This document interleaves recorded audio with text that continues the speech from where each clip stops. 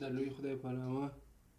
اوس دا یادوو چې د مثبت اقتصاد او دستوري اقتصاد شاګردانو او یا پوهانو ته د اقتصاد پوهانو ته ورښودل څه ګټه لري.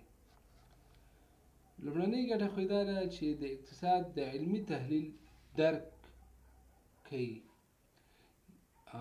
مثبت اقتصاد شاګردانو ته دا ورزده کوي چې څنګه یو اقتصادي پدیده د شواهدو، شمیرو او څېړنو پر اساس تشریح کړي. دوی زده کوي چې بېطرفه څېړنه څنګه ترسره شي او څنګه له احساساتي یا ارزښتي نظر پرته تحلیل وشي. دویم، د ارزښتي قضاوت او عملي پالیسیو توپیر درک کول یعنې یادول. دستوري اقتصاد ښیي چې ولې یو اقتصاد پوه یا سیاستوال د یوې پالیسۍ ملاتړ کوي، ځکه هغه باور لري چې دا ښه ده، نه دا چې دا یوازې رښتیا ده.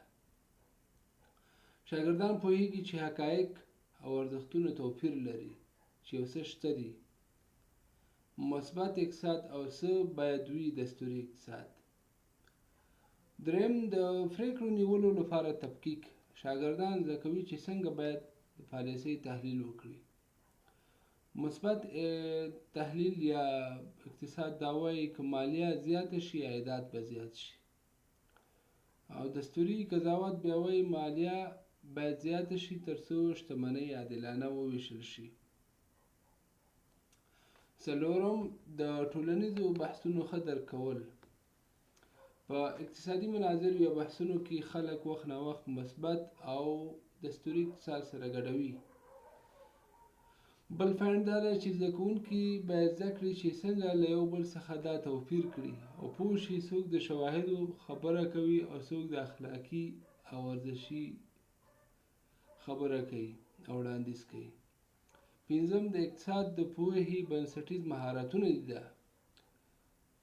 کله چې ته غواړې چې یو چا ته ووایې چې زه اقتصاد پوه یم، نو ستا باید دا یاد وي. او د دې دا توپیر ځکه مهم ده او اکاډمیک بنسټ جوړوي چې له مخې شاګردان راتلونکي کې پرمختللي اقتصادي موضوعات درک کولی شي. لنډه دا چې د مثبت او دستوري اقتصاد توپیر زده کول شاګرد ته دا وړتیا ورکوي چې علمي، بېطرفه او اصولي اقتصاد له ارزښتي، سیاسي او ټولنیزو بحثونو جلا کړي. دا پوهه د یو ښه تحلیلګر، پالیسي جوړونکي یا اکاډمیک اقتصاد پوه بنسټ یا ډبره جوړوي. یعنې که چېرته دا پوهه ته ولرې نو ته به یو ښه اقتصاد پوه شې.